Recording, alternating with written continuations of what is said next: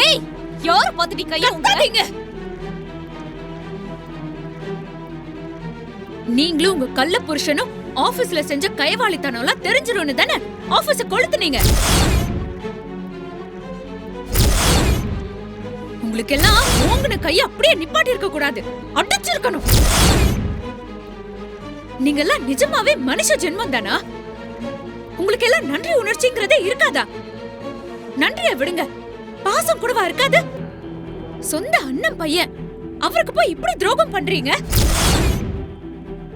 இவ்ளோ அராஜகம் பண்றீங்களே, உங்களை எல்லாம் கொண்டா கூட பாவம் கிடையாது. ஏய், வார்த்தை அளந்து பேச. நீ யார்கிட்ட பேசுறன்னு தெரியுமா? நல்லா தெரியும்.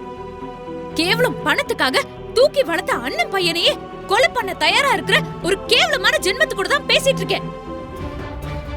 உங்க கள்ள புருஷன் கிட்ட நீங்க ஆபீஸ்ல பண்ண திருட்டு வேலை எல்லாம் சொன்னீங்களே, அப்பவே நான் எல்லாத்தையும் கேட்டுட்டேன்.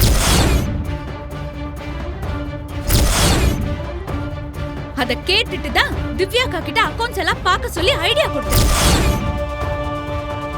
அந்த மொத்த விவகாரத்தையும் வெளியே கொண்டு வரதான் ஆபீஸ்க்கு போனேன். ஆனா அதுக்குள்ள நீங்க ஆபீஸையே எரிக்க சொல்லிருக்கீங்க. நான் ஆபீஸ்க்குள்ளதான் இருக்கேன்னு உங்களுக்கு நல்லா தெரியும். தெரிஞ்சும் கொளுத்திருக்கீங்கல்ல. என்ன ஒரு நெஞ்சு அழுத்தம் உங்களுக்கு. என்ன காப்பாத்த வந்து அவரும் அதுல மாட்டிக்கிட்டாரு. எல்லாம் யாரால? உங்களாலதான். ஏய், சும்மா நீயா கற்பனை பண்ணிட்டு வந்து உளராத. ஆபீஸர் நான் எரிச்சேன், அது இதென்ன என்னென்னமோ பேசுற? உனக்கு என்ன பைத்தியம் பிடிச்சிருக்கா? பேசாதீங்க.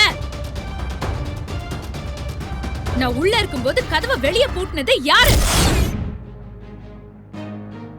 தானா கதவு பூட்டுமா? எல்லாம் நீங்க சொல்லி உங்க கள்ள புருஷன் பண்ண வேலை தான் எனக்கு நல்லாவே தெரியும்.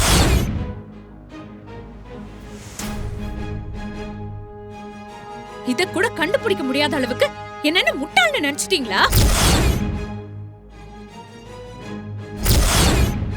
நான் இந்த விஷயத்தை மட்டும் இந்த வீட்ல எல்லார்கிட்டயும் சொன்னேன்னு வைங்க, என்ன ஆகும் தெரியுமா?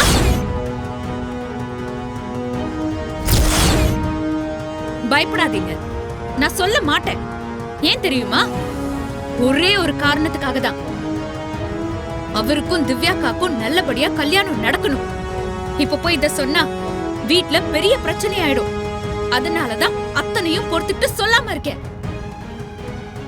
ஆனா நீங்க இதே மாதிரி பண்ணிட்டு இருந்தீங்கன்னா நான் இப்படியே சும்மா இருக்க மாட்டேன்.